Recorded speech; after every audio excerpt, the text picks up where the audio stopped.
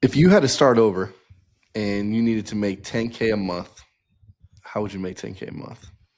I would be a broker in multifamily, or well, 10K a month. I'd probably be a broker in some sort of real estate because that could be wholesaling, that could be flipping. At the end of the day, like sales, and that's why when we were talking before is like being in sales, I could tell you every reason why not to buy a deal. Every single family house I looked at in 2016, 17, I should have bought every single one of those. I told my broker, who's now an LP, and I'm like, hey, man, I'm sorry I put you through hell, but it was my first deal and I was super nervous.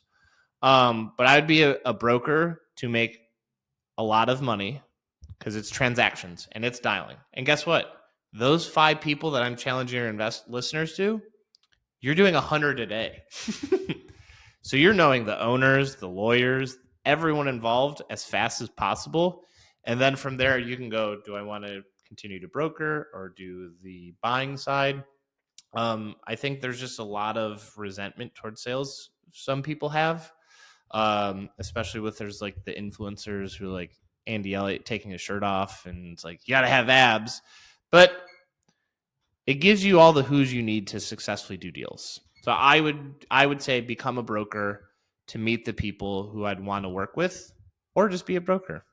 It's hard, but so's any other any new thing is hard, and that's okay. But just keep going, and success will come as long as you don't quit. Now, what's that like quote you always see? Like, choose your hard. Like, either Yeah. work a job that you hate for the rest of your life. That's hard. Or go do something new that scares the shit out of you, but get over that fear. That's gonna be hard too. But it's gonna be a lot more less painful because it's not gonna be as long. Yeah. So true there. Yeah. And if Mike, you, like I said, even too, like if you had your job, making good money and having health insurance is also pretty cool. yeah. Also, health insurance is a lot cheaper than I thought. Because once I left my job, I'm like, dude, everyone's scared of health insurance. Like $100, $150 more a month. Like, I think people have these misconceptions of like how I think scary the it is to cost leave a job. savings thing gets. I've had some questionable quote insurance that's like, yeah, you got to do some prayer. Like even yesterday, it was like, what's this insurance? But it's like religious based. It's so convoluted, and I agree. It's not the be all end all, but like, pick your heart. It doesn't, and it's not. I promise you, it's not as hard as you think. And that's why I challenge people to call everyone that wants to do the thing they want to do, because it's much easier. And in the circles you're in, it gets much easier. Mm. And let's actually talk about the circles, because for me, a huge reason that I was able to, grow and get around, like-minded people helped me achieve financial freedom at a very young age. And that was my circles, my mentors, my coaches, and the communities I was around. You're part of Go Abundance, which is an amazing community. Was there other communities or mentors or coaches that really helped you kind of expedite your growth? Yeah, I've had 3 coaches at all different aspects. So my first coach helped me. He literally is the only. I would say only, but he connected me to the family office in Knoxville to get into multifamily. My second coach was the coach to help me think big enough to leave my job. And I'll never forget the day. He goes, "What day are you leaving your job?" And I picked that day and I stuck to it, and it still chills down my spine. My third coach, I think I call it the dude bro culture of like, do more, grind your face off, rah. And it's like, well, there's some trauma. Everyone has it. Everyone has their problems. And it's like it's fearless coaching. And in 3 weeks, I've like overhauled how I talk to myself internally, how I would get so like,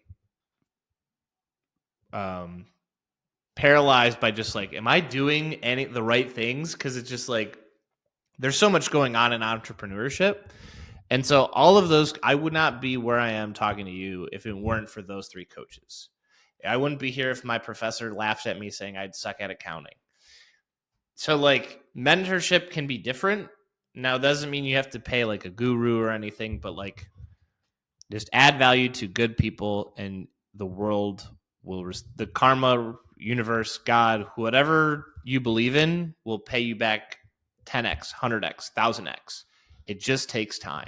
And don't rush it and don't compare to others, and life will be good. I got to ask you about the day you quit your job now. Yeah, go for it. Walk me through that story because you just said it almost got you emotional. I think the biggest thing was making the decision was hard, but I think going out on my own was because I was very transparent of like I was always aspiring to get equity in deals, and I realized I was never going to be the principal of the firm. And when I say principal, that doesn't mean like the person, the face, right? I'm okay being a team player and all of this because I wouldn't be here with my partners, my team, my investors, everyone. I'm just a very selfless person, but when I tell you is the scariest thing I've ever done, I barely said the words out of it. And like I didn't tell anyone except like my girlfriend. And I intentionally gave a 2-month notice. I stayed an extra month.